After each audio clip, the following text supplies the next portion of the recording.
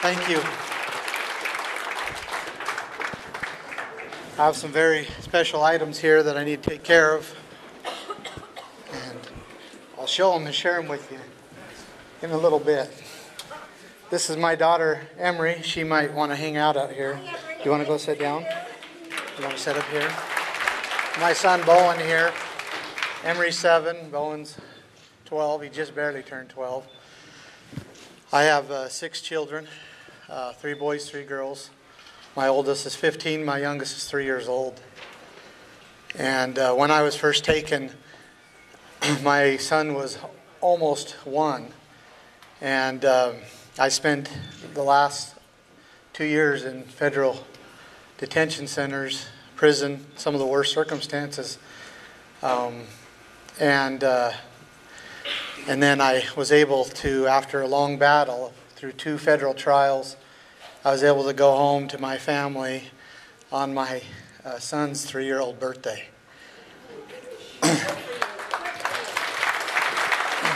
So we'll talk a little bit about, I'll give you a little bit of background. So my family are five generation ranchers in southern Nevada. My great-great-grandfathers, or great-great-great-grandfathers, moved into the area in 1877. In fact, January 7th, 1877 is when they came into the valley, and it's a desert. I mean, it's as desert as you get. And they were sent down there by Brigham Young to go check out the area and to try to establish it if they could. And in fact, they weren't the first to be sent down there. The first group that went down there, they came back after not even a year, and they said that the area was uninhabitable. And so that gives you a little bit of idea where my family went. And there is a lot of beauty down there, but it is also a dry desert. And they began to establish the fields. They had to level them. They had to a water diversion. I mean, much of what has happened here as well. The water diversion it was miles above, so they could get the flow down to the higher fields. And then they also came in that valley with cattle, and they began to graze up on the hills. And what they found up in the mountains, the foothills areas there, they found springs. They're very small springs, but any little water, any drop of water was just extremely valuable. So they captured those springs, and they began to divert them throughout the desert so that the cattle wouldn't have to move so far for water. And we're talking about an area where it takes about 100 acres to produce enough food for one cow. And so my father ranches in an area about 200,000 acres. And it's still, I remember when I was 15 years old, I always had a dream to be able to, work on the ranch and have that lifestyle. And I have several brothers older than me. And my dad said to me when I was about 15, he said, "Son, this ranch is only, produce enough for maybe 2 families. There's just not enough, there's not enough income to be able to produce enough profit for more than 2 families." And it was his way of trying to tell me, "Son, you better find another way." But it wasn't, it was just simply the facts, the reality of things. It's just not an easy place to produce cattle. But yet, it's amazing that my dad and other ranchers in that area have been able to put cattle out on the desert, develop, if you want, the breed to be able for them to live out there. They have to have at least a quarter of Brahma in them. We always they have to have some ear in them, and that's because the Brahma is the only breed that sweats. And so otherwise they literally will just die out there. They can't survive. And so that's, and my forefathers came in there, and they began to carve a living out of that area, and it was very difficult. And In 1890, they decided, well, the state of Nevada provided a way for them to register their water rights, to take these waters and file them with the state. And the state called them stock watering rights, and they were tied to the grazing rights. And so all the processes, the legal processes took place. They filed them in the state of Nevada, and today my dad holds deed to 11 livestock watering rights in the area. And he established those rights legally through the state laws. And my forefathers did as well, and they were either purchased by him or he inherited them. So then what started happening around the late 80s, early 90s, and it had been going on before that, but the Bureau of Land Management primarily came in and said basically there was 53 ranchers in that area. And they said basically we're going to shut down your ranches. We're going to take your allotments and close the allotments down. And this was after a whole couple decades of regulation. And several of the ranchers were actually gone out of business or couldn't make it anymore or had to go to work in construction or something else to subsidize their ranches because they couldn't sustain their living there off of the regulations. And let me just give you some of those things, those regulations that the Bureau of Land Management was imposing upon them. Things such as not allowing their cattle to go out only during certain periods of time. That basically they were shortening that time. And in that area, because it's such a large area and you have to gather your cattle in a different way than most these ranches do, it's very expensive and you really can't gather all your cattle like you don't go out in the field and just gather them up. It takes months to gather all your cattle. So these regulations of imposing that they had to gather their cattle and then feed them somewhere else and then put them back on was very difficult. And then also they would minimize their cattle count to the point, and it got to the point where in their own codes and regulations there was absolutely no way that the ranchers could survive.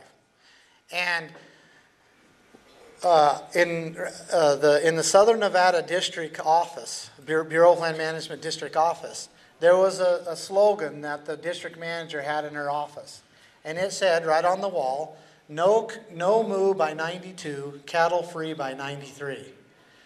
And it was obviously that their objective was to remove the rancher completely from the land, all the cattle. And they were doing it through these regulations and imposing these things and forcing them upon the ranchers to the point where there was no way for them to survive. And that was their goal. And it might not make sense, and I hope I can tie some of these things together of why they did these things and why they're doing them to you and have been for many years. But that's what was happening. And so it got to about where there was about 12 ranchers left. All the rest of them they just couldn't make it any longer. They ended up, generational gaps. The old ranchers got tired and they got too old and they'd pass it on, and the younger generation didn't want to fight, and it ended up being where it got down to about 12 ranchers. And then in conjunction with the county, the federal government basically went in there and offered these ranchers to buy out their grazing rights. And so they did, and they bought 10 of the 12 grazing rights. So now there was only 2 ranchers left. And I remember when that happened. I was probably 12 or 13, about the age of my son Bowen here, when that happened. And I remember my dad being very, very upset about it because they only paid him $75,000. And my dad was but that's how desperate they began, because they could see, and they were actually being threatened, that if they don't take the money, that they're going to be put out of business anyway. Their allotments are going to be closed. So you might as well take the money and be happy you got a little bit. But my dad, I remember him saying that they sold their heritage for a pot of porridge, and he said they sold it for a price of a pickup, and he tried to get them to stand. He tried to get them to unite and say, no, you cannot do this to us.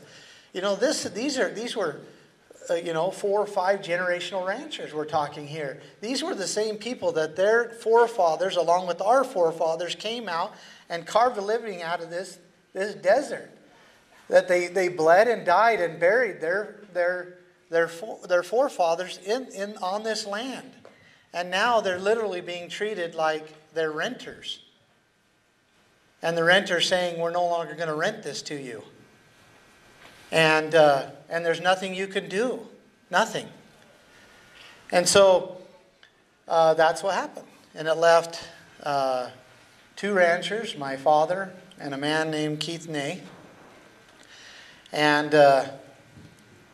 they simply at that point said no. They said, no, you're not taking my ranch. You're not taking my heritage. You're not taking what I am going to pass on to my children. And they said no. Keith Ney, shortly after that, died of a heart attack. And I really think, in my personal opinion, that it became very stressful for him. And he wasn't very old. He was in his 60s. And that left my dad alone. But the interesting thing is, if you back up just a few, probably 10, 15 years before that, when you had all these ranchers still ranching in that area, and they could see that these regulations and these actions from the federal government were basically going to put them out of business. And they began to search for their rights. What rights did they have to be there? You know, they knew they had rights. They understood that these rights were established by prior appropriation and by beneficial use, and that they were there. They were documented, that they had followed all the state laws. They knew that all these things were happening. Go sit down, okay? Thank you. I love you. Go sit down. Okay, she's not going to sit down. That's okay. Yeah. And so the ranchers together began to study how are they going to defend their rights. And this was going on in, southern Nevada, northern Nevada, other states as well. It was a big movement. They created a cattlemen's association, and they hired lawyers, and they began to really try to dig into these codes and regulations and loopholes, and how are they going to beat these federal agencies, in their own codes, and that's what they began to do. They began to do studies, in the southern Nevada area. Their excuse was the desert tortoise, and they said the desert tortoise and the cattle can't live together. And that the cattle were actually, destroying the habitat of the desert tortoise. Now let me ask you, does that sound familiar? Okay. Now all I'm going to say here sounds familiar. You just plug in different species and different studies, and it's the exact same thing. It happens over and over. It's the greatest scam that's ever, in my opinion, happened in America, and maybe even the world. That they take an endangered species and get the public sympathy that we got to protect this species, and then they enforce their rules and regulations upon you and take your right away. And then we find out 20 years later that their actions actually destroyed the species. Actually destroyed the habitat of the species. And that the only thing that it did was put them in power and control. That's it. Sound familiar? Well, that's what was happening. But we didn't understand the game back then, not near as clear as we understand it now. And so they would try to fight. They did studies. They hired independent, scientists to come out and do a study. And what did the independent scientists find? That the desert tortoise relied upon the cattle for part of its habitat. And that where the cattle were, the desert tortoise count was higher. And where the cattle was not, the desert tortoise count was lower. And but when we presented this to the federal courts, you know what? The judge said, this is interesting, and actually became pretty interested in these studies because it was directly opposite of what the federal government's own studies were. Their studies were showing that that they were contaminating the water and that it was causing a disease for the desert tortoise, and goes on and on. It was exactly opposite of what our independent studies were showing. And so the judge began to kind of, look at both of them, and then the attorneys for the Bureau of Land Management said, Your Honor, I want to show you something. And he brings up an act of Congress or something in their codes. I don't remember what it was. And basically it said that the federal agent that's involved in the studies and all gets to choose what study is used in the court. And the judge doesn't get to decide, and it really doesn't matter if we did independent studies. And so in the reality, what are they saying? That the truth doesn't matter. And that no matter what they do, they're right. And so the judge says, yeah, that is what the law says. I guess you're right. So let's move forward. And that's what we experienced time and time again. Knowing that it was unjust, knowing that it was incorrect.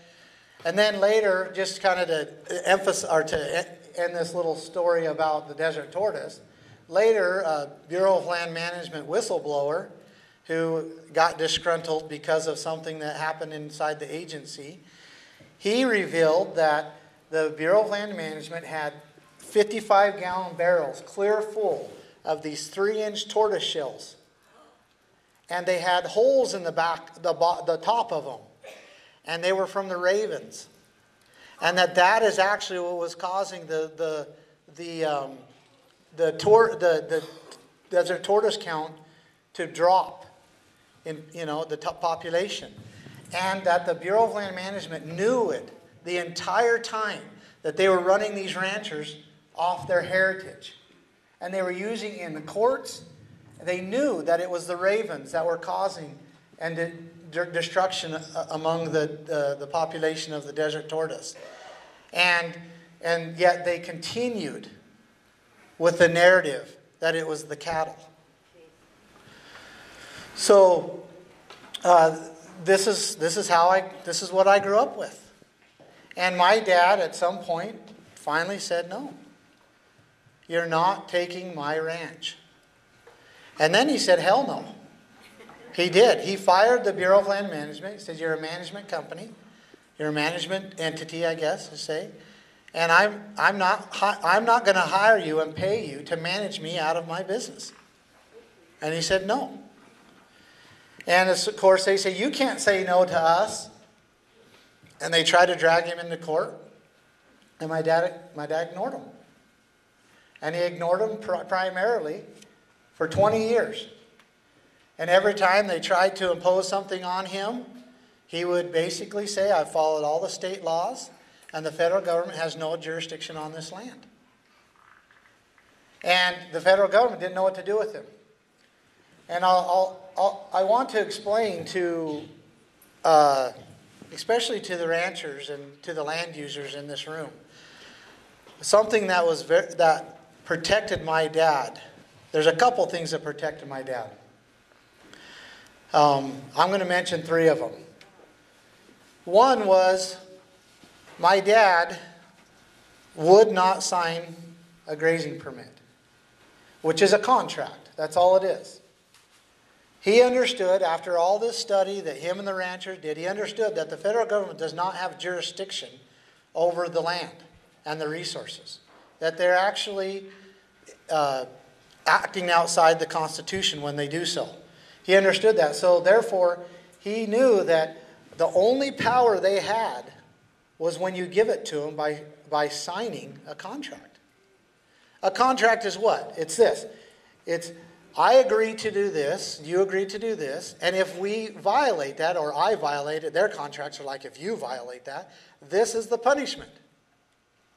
And so what would happen was, the other ranchers and ranchers all over the West would sign these grazing contracts, and it says right there that you have to obey us, you have to do what we say, our range cons say, and if you don't, these are the things that we can impose upon you. And so when the ranchers would go out, become in violation because they couldn't survive anymore under their regulation, then they would pull them in a federal court, and they'd say, the Bureau of Land Management would say to the judge, look, judge, so-and-so, rancher so-and-so signed this. He said he would do this, this, and this, and this. He hasn't done that. He signed it and agreed to it. So therefore, judge, you have to do this, this, and this. And the judge would go, yep, you're right. Slam the mallet down. And my dad would never allow himself to be in that situation. He would never sign a grazing contract, and it put him outside the authority of the federal government. Because the federal government only has authority under contractual law when it comes to the land and resources. And they have basically buffaloed people all over the West into believing that they own the land and that you are the leasee, the renter. And therefore you have to sign a rental contract. And that is absolutely incorrect. And it is false. And they have done it deceptively. They have done it over many decades and through generational gaps. Because our forefathers knew dang well that they owned those ranches. And that they owned the grass on them. They understood the principles of multiple use. Meaning that they owned, it was vested property. That grass was theirs. It was their property. They could sell it, trade it, borrow against it. And if someone came to steal it, they could stop them with force because it was theirs. And it was through just years of deception and generational gaps that the federal land agencies transferred this right and buffaloed the people to believe that it's a privilege. That they own it and now they're going to lease it back to you. And we sign it away. And until you stop signing those, and I tell you the grazing issues because that's what I know and experience. But I hope that you could see and relate to the same tactics and issues in whatever you're fighting. Whether it's water, lumber, the dams, mining. It's the same type of tactics. They're literally converting your rights and saying they're not your rights, they're a privilege, and we own them. So therefore, you have to do what we say. You have to sign our contracts. And until we understand that they're not their rights, that we can't even fight this battle. We don't even understand this battle if we think they're their rights. And so that was the stand that my dad, that was the principles that my dad stood on. And he tried to get all the other ranchers. And they're like, no, we can't stand against the federal government. We can't do that. We'll lose our ranches. We'll lose our heritage. And so 25 years later, we see who was right. My dad is the last rancher in southern Nevada. Every single one of them are gone now. Because they tried to negotiate. They tried to create committees and associations. They hired lawyers. And every single one of them are gone now. Except my dad. Because my dad says, no. These are my rights, and you will not take them.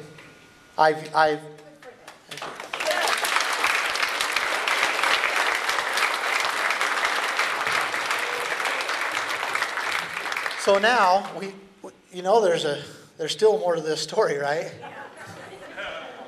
What were the other things he did? Thank you. So thanks for the reminder, seriously, because it's very important. I said I would mention 3 things. One was he wouldn't sign the contracts. He would not say that someone else owned them. He said, these are mine, and he was claiming them as his. Second, he called on the state and the county sheriff, okay, to protect. Okay. Now, I want you to understand that they never ever really did, at least to the full level. But he did reach the county sheriff several times and met with them and explained to him that these are my rights. I have inherited or purchased these rights, and they've been in my family for many generations. And I've continually beneficially used these rights. I've improved them, and they're mine. And there could have been a lot of legal talk back and forth, but he made it very clear to the sheriff that you are elected for only one reason, and it's not to give people on a county road a ticket. You are elected for one reason, and that reason is to protect the individual rights in your county.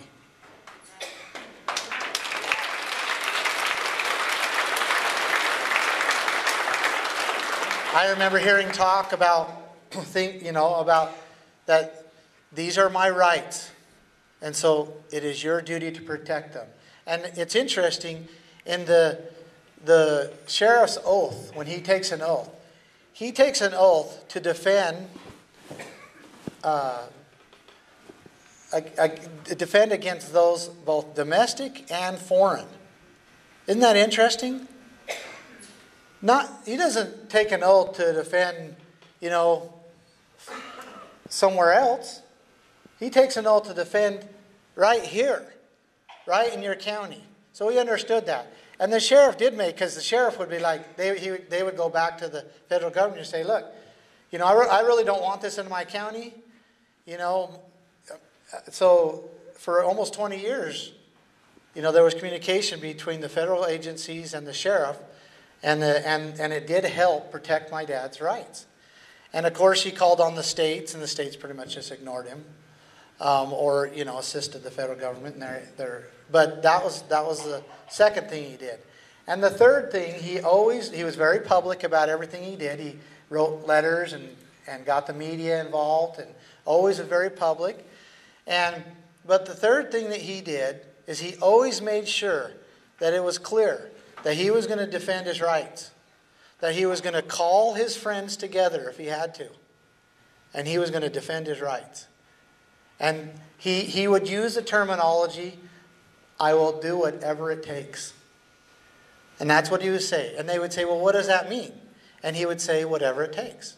And they'd say, well, what does whatever it takes means? And he would say, whatever it takes.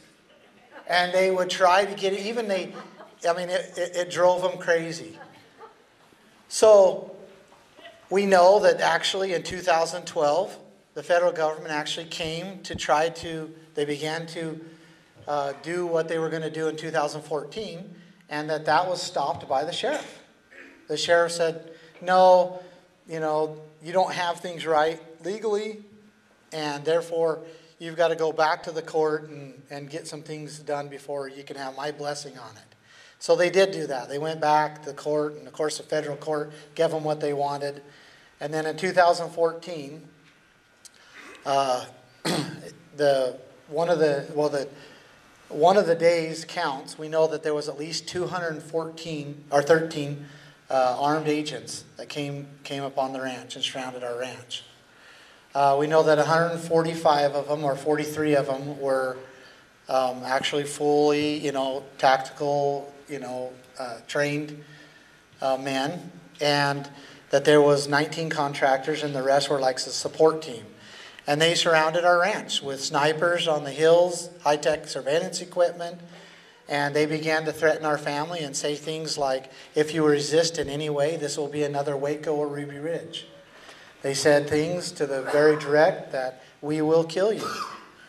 The snipers, we later got their operating plans, going through court and trial. We got their operating plans, and their operating plans make it very clear that this was a military type operation, that they used military command systems, and that they used military equipment and gear, and that even the U.S. Attorney in court had to admit that this was a military type operation.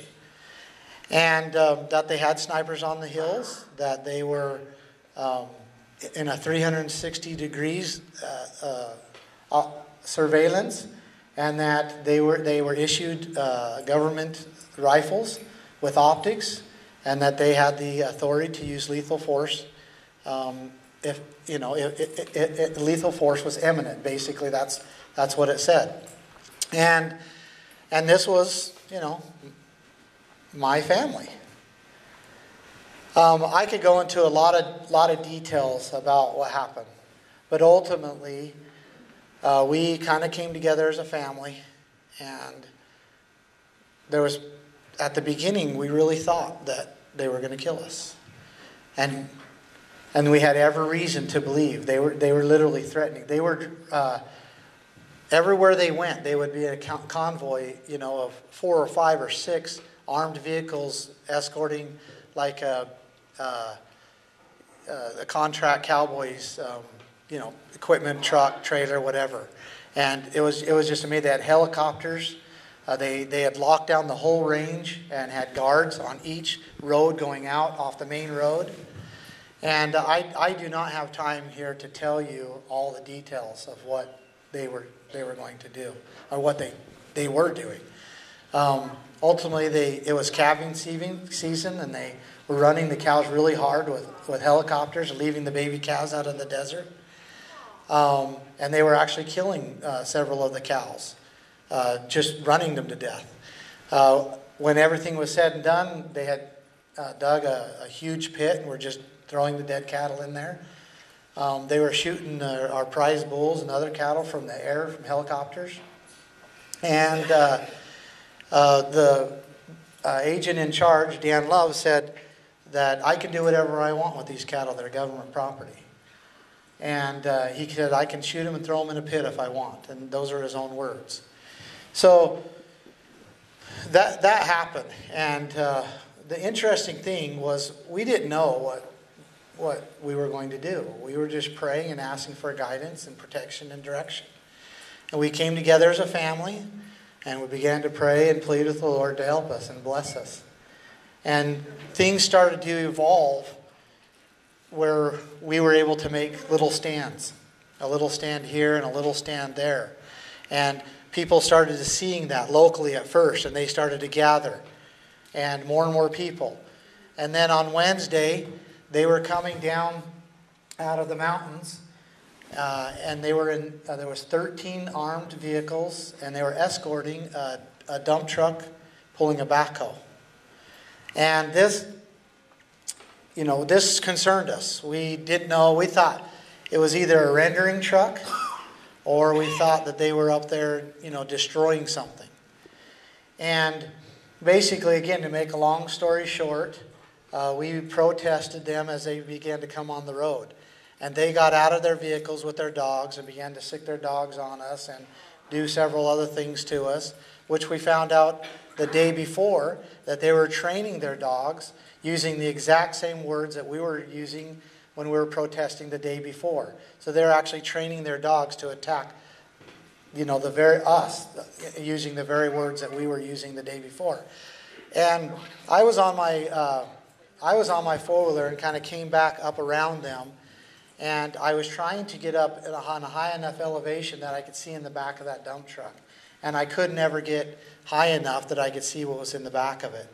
So as the dump truck came on the road, I come down with the four-wheeler, and I drove right in front of that dump truck and put the four-wheeler in park and put the brake on and stepped off the four-wheeler. and began to ask them what was in the back of the truck. And of course, there's, several, there's probably, I don't know, there's 20 or 30 federal agents there. And they're, screaming and yelling, and they sick their dog on me at first, and then they end up tasing me multiple times. And but we still stood there in front of that dump truck asking what was in there. And once kind of they tased us multiple times, sicked their dogs on us, and we still weren't willing to move. I actually walked around the dump truck and climbed in the back of it and saw with my own eyes what was in the back of that dump truck.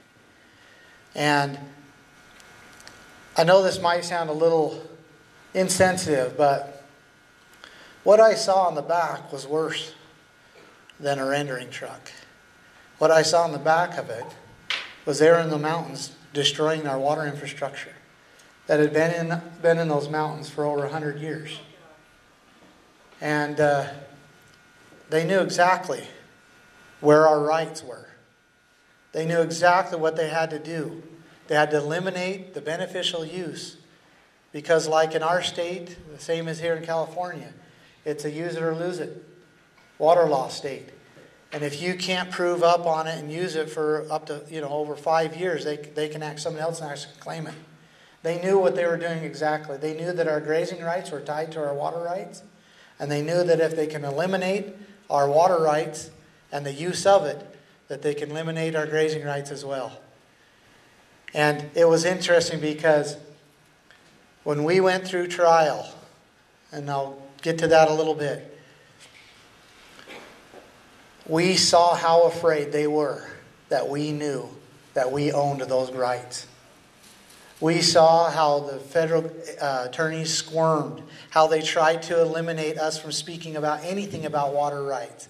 How motion of eliminate after motion of eliminate, which means they're trying to eliminate any speaking of that in the federal court system, because they understood that we owned those rights. And I'm telling you now that you own rights here, and they know you own it. And their greatest fear is that you actually understand it, that you understand that you own those rights.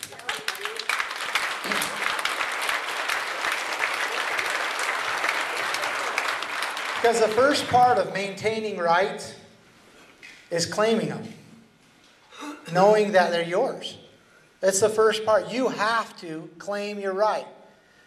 You cannot maintain your right and say they're not yours. And we wonder, because all of us do, why we are losing our rights. But yet we will not claim them. We won't say that they're ours.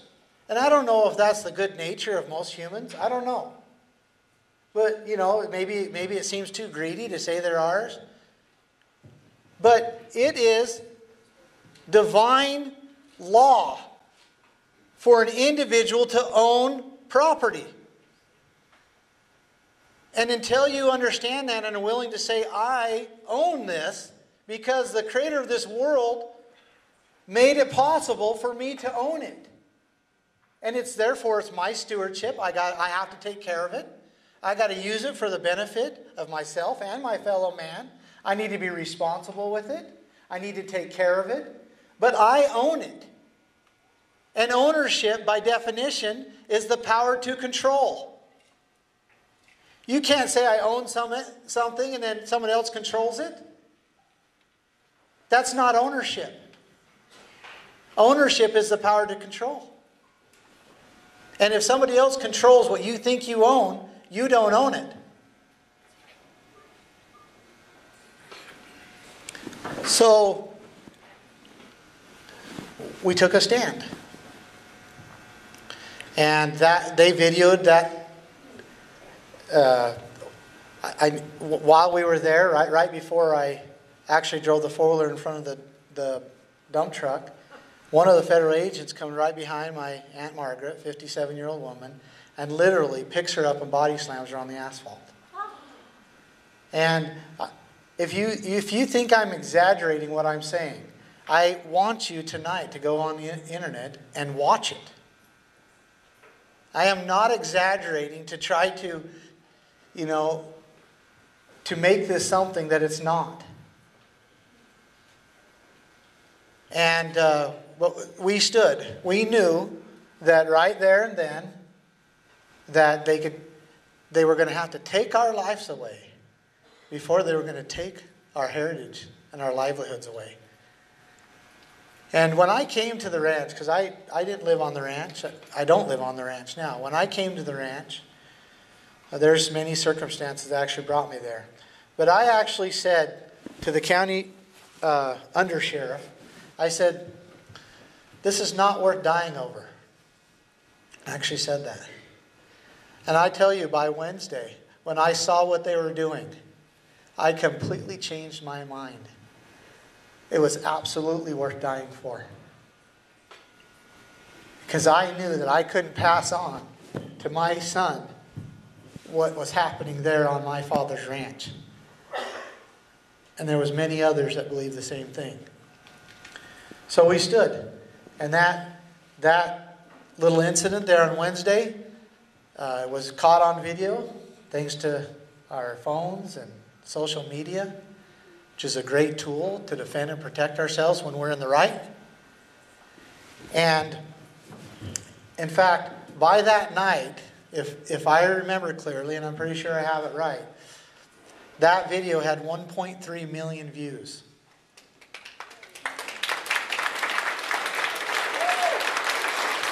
And people from all over the country, actually all over the continent, started flowing to the Bundy Ranch.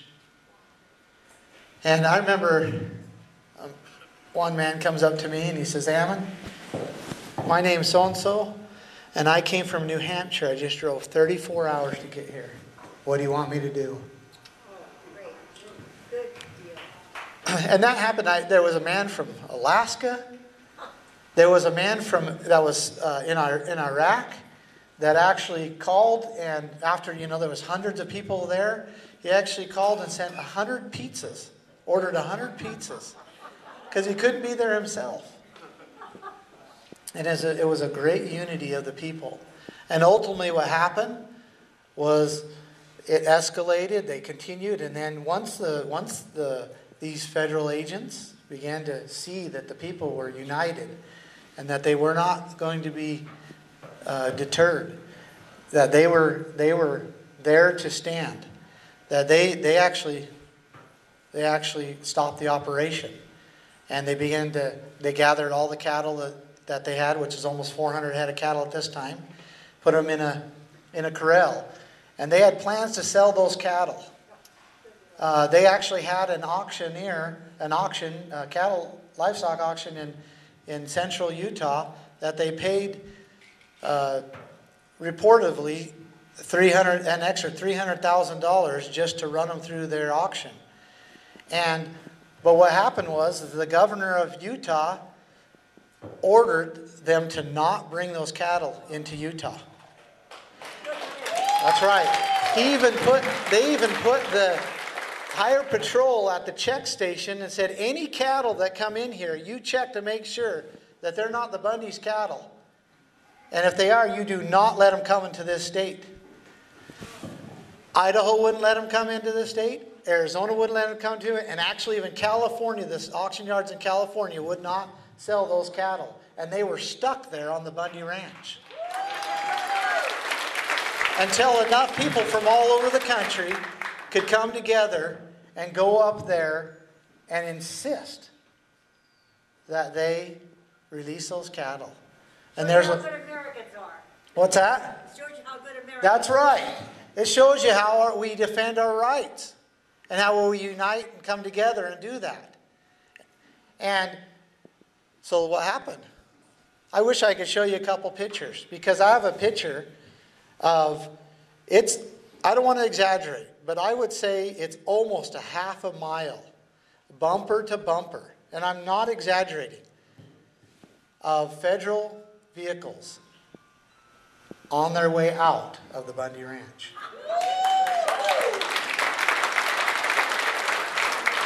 And after they left, we went in there, and the people lined the hills Went in there, opened up the gates, and we drove those cattle back up to the river. And they were hurting. They had 3 or 4, even some of them even 5 days. Were in pretty bad shape. There was several of them were dead in the corrals. Many of them had broken hips and broken joints and different things. They were trying to calve right there in those corrals. But we were able to take them and drive them back down to the river where there's sand, and they were able to get some good grass, and people were able to see that, and it was almost like a miracle. In fact, I tell you, it was a miracle. It was a miracle. Right? You know what? That's an American miracle. It was an American miracle. It really was. And I was just privileged to be part of it. And to even speak about it just brings me to tears because of how merciful God is and how merciful He was to us. Because we went just a few days from thinking that this was going to be the last week of our lives to our cattle coming back to the range. How we thought, I remember at the beginning of that week thinking, how in the world are we ever going to preserve our ranch? But the Lord made it happen. And He did it by touching the hearts of individuals. That's right. He touched their hearts, and they came to the ranch. And they knew and understood that that was what had to be done. And I share these things with you because I hope you could see the parallel of what can happen here and what must happen here.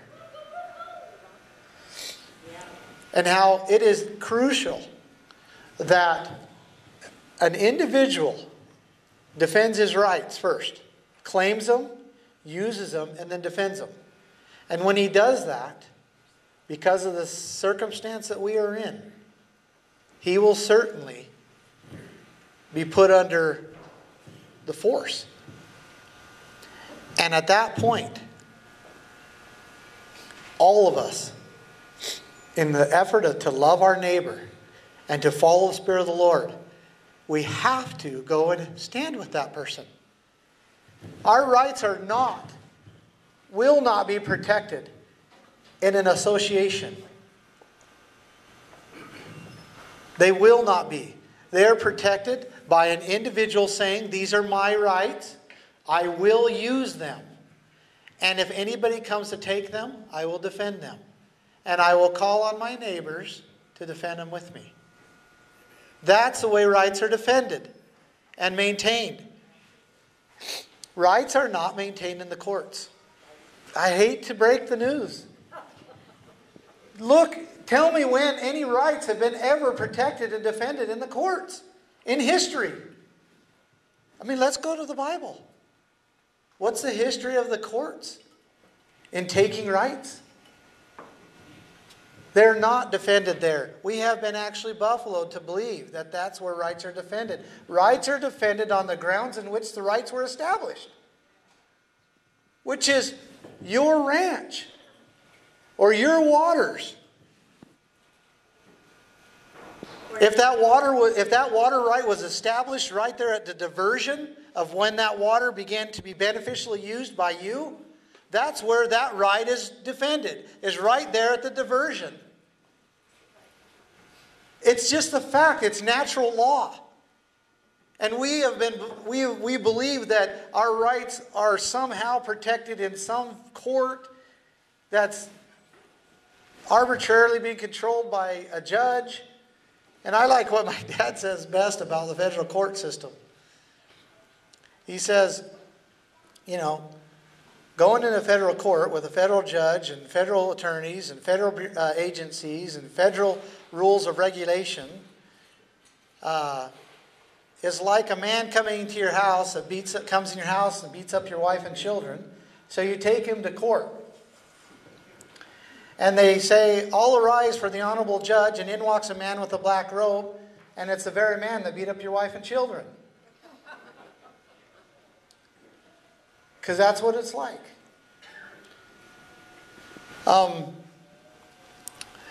So I experienced this, and I saw that what happened there at the ranch, and I saw how my dad's rights were preserved, and I was a witness of it, and I felt very privileged, very honored to be part of that. I felt the Spirit of the Lord guide and direct us, and I knew that we were being protected by something other than just man. And I began to study this deeper and these issues deeper. And I began to understand more of a lot of the things that are written in the Declaration of Independence. And I began to understand the Constitution better. And I began to understand, a lot of these principles of freedom and these laws of nature the best I could. And then it wasn't very long after that, I was introduced to a family in Eastern Oregon, the Hammond family. And I saw what was happening to them, and I could completely relate to them. And I could just see, and I began to study without them even knowing what was happening to them. And I could see exactly what was happening, that this family had suffered for several decades, in very much the same way in which our family had suffered. And I felt moved, again, by the Spirit of the Lord. And I recognized that Spirit moving me and telling me to act, telling me that it was your responsibility because you knew and you had experienced what it took in order to preserve their rights. And so I began to do and follow, the little guidance that I was getting the best I could. I went to the county sheriff and told him, hey, your only duty is to do this. And we met many, many times. And he just wouldn't stand. And I also understood that as soon as they found out that the federal government found out that I was there, that they began to send agents to his office. And that sheriff was in a great, great conflict with himself. But the influence was too great. The federal influence was too great. And he began to fold, and I could see that. And so we put together a petition of redress of grievance to petition our government. And we asked them to do something very simple in that county. We asked the county sheriff and the elected representatives to put together an evidential hearing board. All we were asking to do is to look at the Hammond case and to determine if what was happening to the Hammonds was just or not. And then make decisions after that. And we had literally tens of thousands of people sign that petition. At one point, because there was an online signing process, at one point, we were getting a signature less than every 3 minutes. And we actually had to send that petition when people were still signing it because we needed to get it to the right people. And they ignored it. I mean, not even one response, email, nothing. Completely ignored it. And so here we're sitting here knowing that this family is unjustly going to prison for the second time under terrorist arsenal charges. They actually charged them under terrorist arsenal charges under the effective death penalty, the Anti-Terrorism Effective Death Penalty Act of 1996, as arsenal terrorists, which held a minimum of 5-year sentence. They had already served time, respectively, 13 months or 15 months, and now they were going back to prison. There's a lot of history there. But it was completely unjust. The law, I won't get into the details, and then we were exposing the injustice. We were trying to go through a Republican form of government in order to bring light to it, get them to stand, which is their duty and the whole reason why we have them. And we were being completely ignored. Tens of thousands of people signing petitions. Anybody who has had a petition knows that that's quite an accomplishment. And this was going on in a very short period of time, and we were ignored. We found out later why. Because the FBI went to each one of the county sheriff and each one of the representatives and told them or threatened them not to respond. Imagine that. You have a representative who is supposed to, we elect him and hire him or her to represent our rights and to defend them. And the very entity that is taking the rights and putting this family in prison unjustly is threatening our representatives to not respond. I had a county commissioner come to me with tears and tell me that. That's how I know, along with emails later from our discovery in our court case.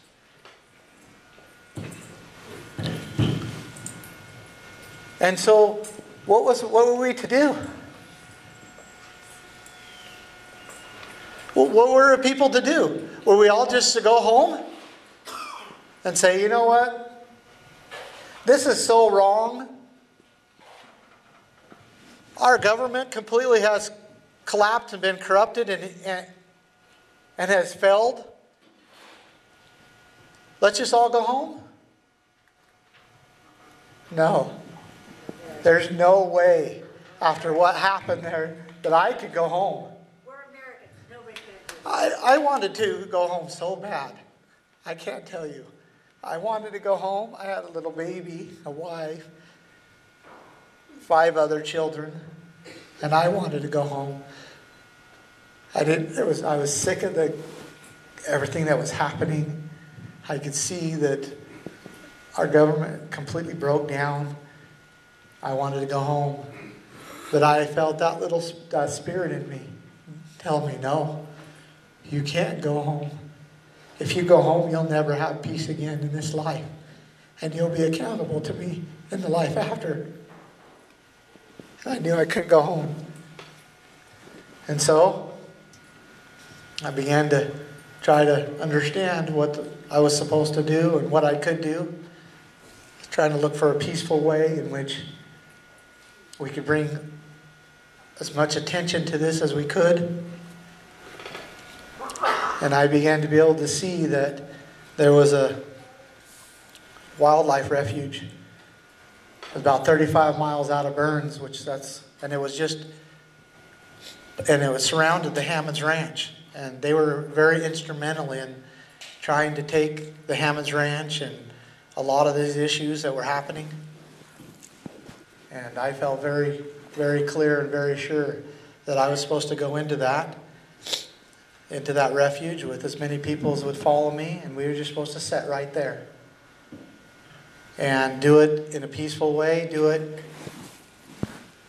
on a weekend when no one was there. And so that's what we did. I did a bunch of research on the refuge and found out again that refuge was about 187,000 acres, and that at one time all of that land was owned by private ranchers,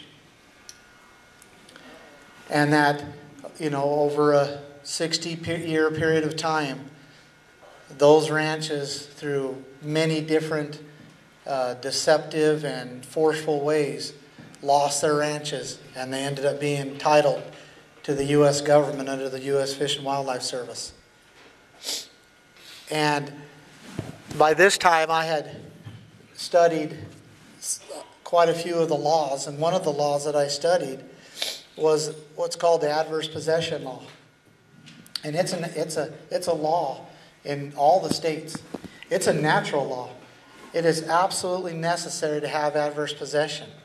And I could go into that and tell you why, but it is one of God's laws in order to make sure that a certain entity or a certain man with a lot of money or doesn't come in and suck up all the land and hold it to himself.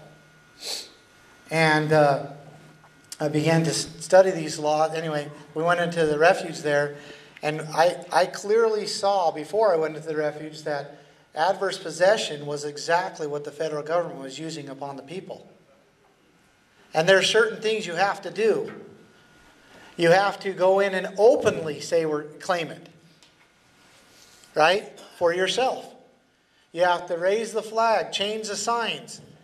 And you watch, if you understand what the federal government has done, or the state, it doesn't matter, because I know that you live in California. I forgot that.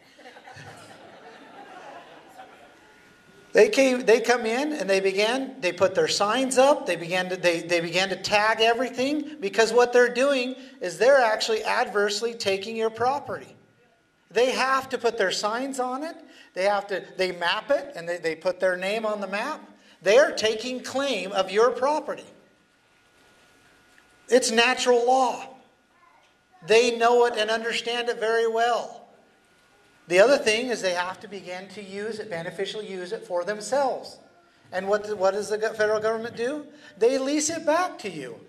They say it's ours. We're going to beneficially use it by leasing it back to you. They begin to profit off of it. They use it. They build their buildings. They make almost a private park. And they began to create a tremendous amount of jobs off of that land. And that's beneficial use. And then another piece of adverse possession is you have to be willing to and strong enough to keep it. You have to defend it. And they're willing to use actually the force of law that was created by the people. And I say that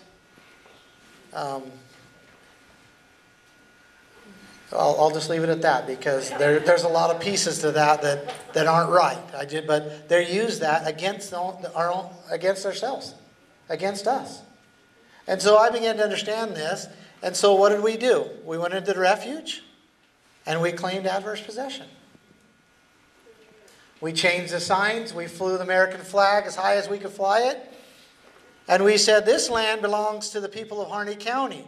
We changed it from the Malheur National Wildlife Refuge to the Harney County Resource Center.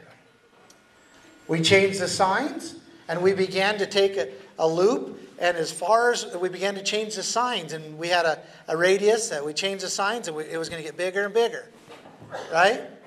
And we said, and then we had a use plan. We began to they had a whole bunch of equipment there. We had a whole use plan when the snow melted to get those people back. And we were basically reversing adverse possession, because that's how they've taken it from us. And we were doing that, one, because we felt it was right, and two, because we knew that it was going to be an example of how and what people must do in order to preserve their rights. Now, the interesting thing is, the Lord was protecting us the whole time. Because what happened was, and this is, I know I might be talking about for a little bit longer than Debbie wanted me to. But the Lord was protecting us, just like He protected us in Nevada. Because what happened was when after we were arrested, we were thrown in those horrible places, and we had to fight and suffer through a 10-month trial in Oregon. That was just the first part of it. But when we got in the courtroom, and we were finally able to get the truth in front of the jury, we began to tell them exactly what I'm telling you today. And we began to show them, under the protest of the U.S. attorneys, how adverse possession is legal. It's legal. In every state of the United States of America, it is legal. And that's what we were doing. And the jury saw that. They understood it. And they said what those men and women were doing there, besides standing up and loving their neighbor, was legal. And we were acquitted on all charges.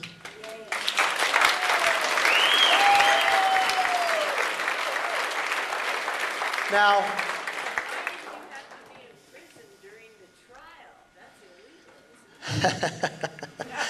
Yeah, that's a whole nother. She asked, why did I have to be in prison during the trial?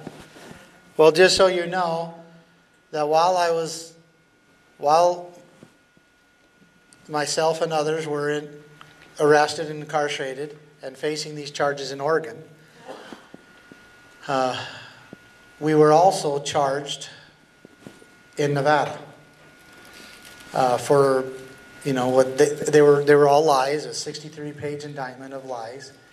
But our sentences down there, there was 19 counts, and we were facing 106 years of minimum sentencing.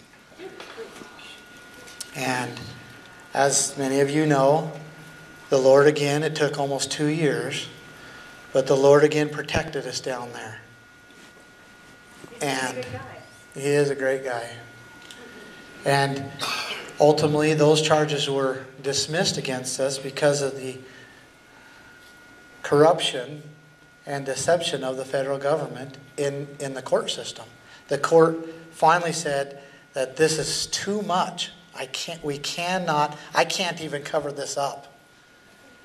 And therefore we have to dismiss these charges with prejudice, which means they can't bring them up against us anymore.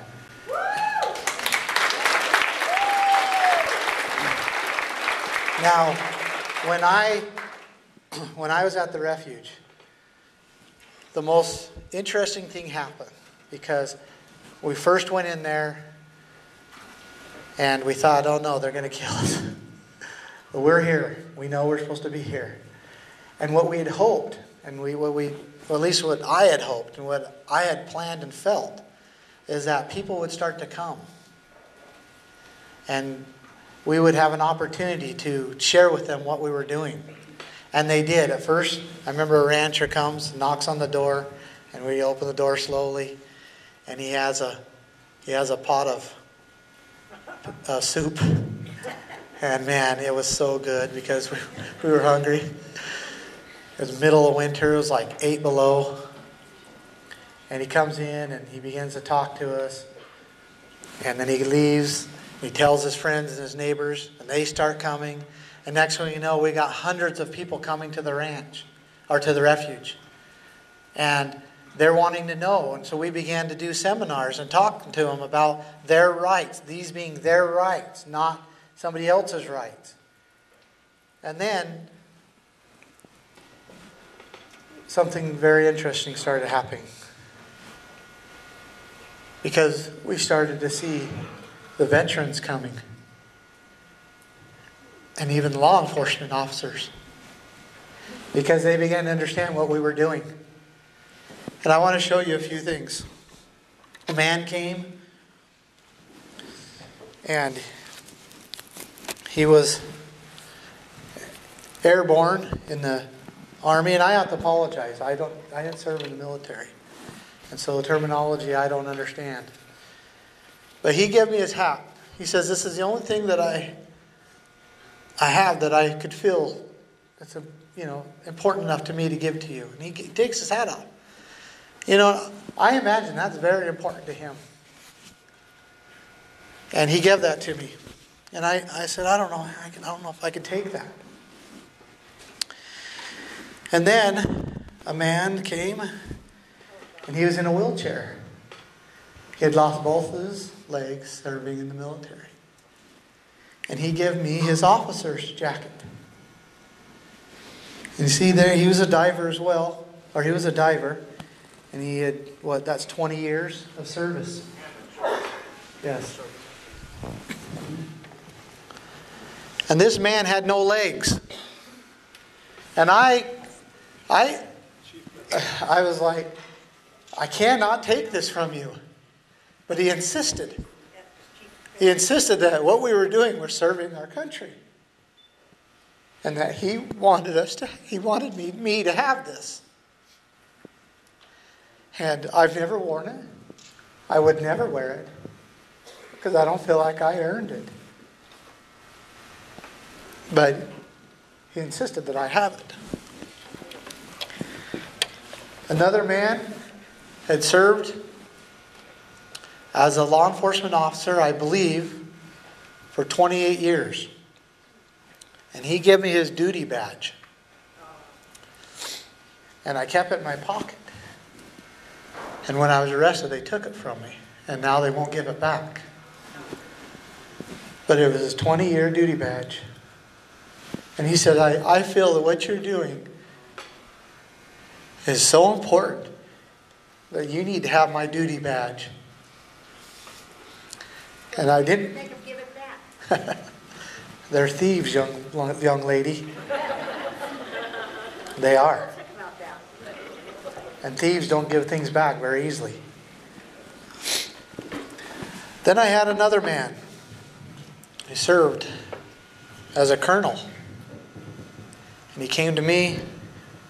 And who knows what the Purple Heart is? Who knows what the award is that's just the next level higher than the Purple Heart? It's the Bronze Star. And he gave me his Bronze Star. Oh, Can you imagine? Can you imagine a colonel in the U.S. military giving me a Bronze Star? I don't deserve this.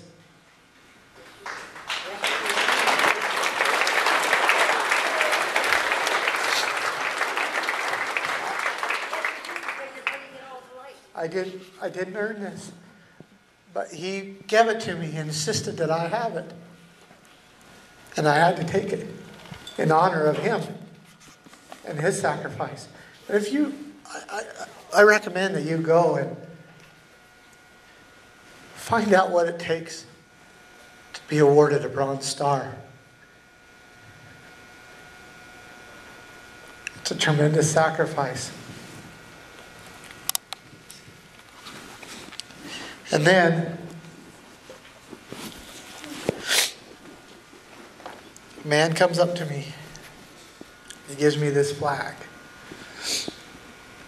And he says, my brother died serving in Iraq. And this flag was the flag that they draped over his casket.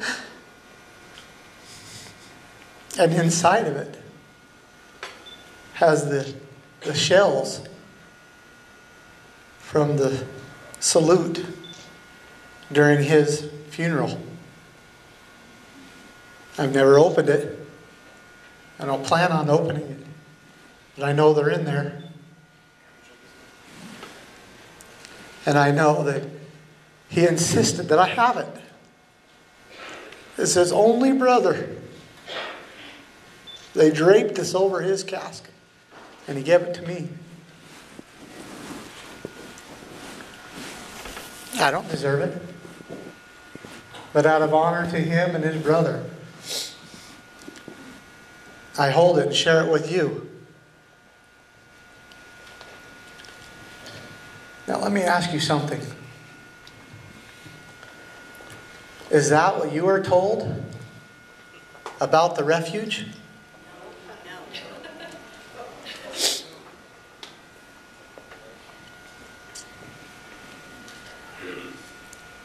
Why? Why weren't you told the truth?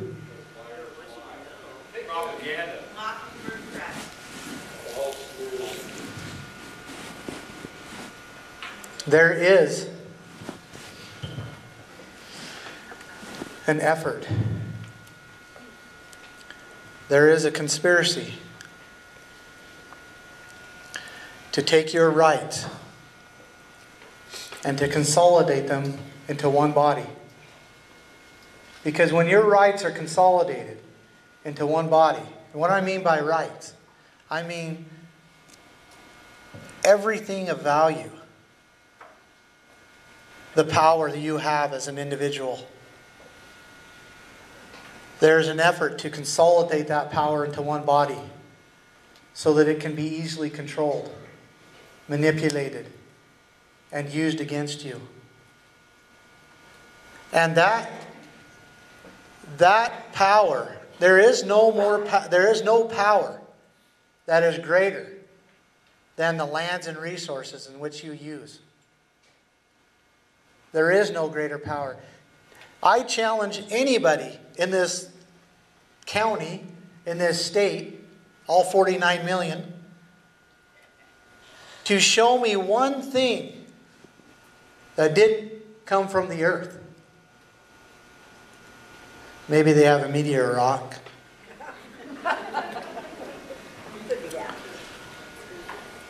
In this room, show me one thing that you use, benefit from, eat, enjoy, rely upon, that did not come from the earth. There is nothing. This computer, the food we ate, the cups, the chairs, this building that we're so grateful to have, our homes, it came from the earth. It was created for us by a loving God, and He gave us and commanded us to take care of it, to use it, and to benefit from it. Everything came from the earth.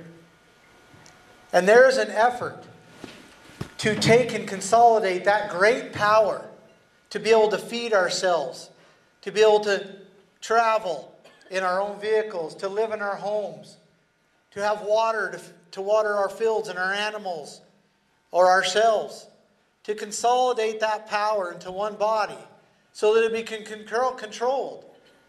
Imagine one body controlling your water. The power that they have. Imagine that. I know, that's why I'm saying it. Imagine that. The founders understood this. They understood that the power cannot be, that the power, especially of the natural resources, the land and the resources, cannot be consolidated in one body. It's too risky. So they created a different type of government, a different type of social agreement, if you will. And that was that this great power would be distributed among anybody who wanted it. And then it's safe. It's safe because now it's distributed. They understood this about the government power, that it's distributed among the people. They have the voting power to put people in and to decide what they're going to do in their own areas. That's called a Republican form of government, right? They distributed that power to all the people. Their plan and the way that they set up this country was that all the land was distributed among the people. All the water, all the resources were distributed. So it couldn't be controlled and consolidated into one body. And there is a great effort now by godless people to consolidate this great power of the people into one body. And you cannot allow that to happen. You cannot.